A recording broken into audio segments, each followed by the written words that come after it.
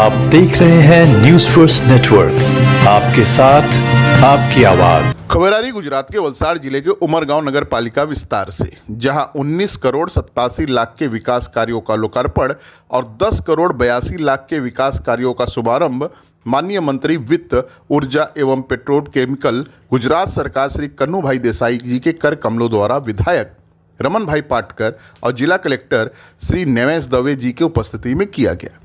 मौके पर मामलेदार उमरगांव यूआईए प्रमुख नरेश भाई बंथिया सहित काफ़ी संख्या में और गणमान्य लोग उपस्थित रहे। नगर पालिका प्रमुख मनीष राय और उनकी टीम द्वारा सभी उपस्थित मेहमानों का स्वागत किया गया। इस मौके पर विधायक रमन भाई पाटकर और मंत्री कन्नूभाई देसाई ने हर क्षेत्र में हो रहे विकास कार्यों के बारे में लोगों को जानकारी दी। नगर पालिका प्रमुख मनीष राय ने सभी उपस्थित मेहमानों का अभिवादन किया। उमरगांव से हमारे ब्यूरो चीफ राकेश मिश्रा की एक खास रिपोर्ट।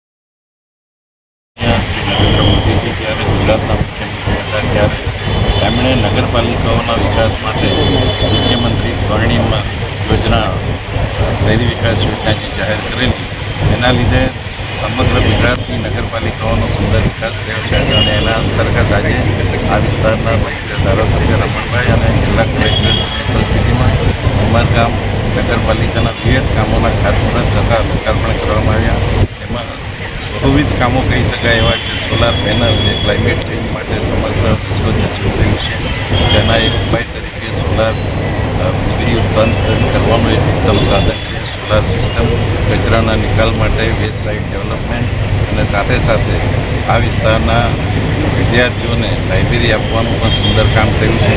શહેરની સ્વચ્છતા માટે ગટરના કામો થયા છે।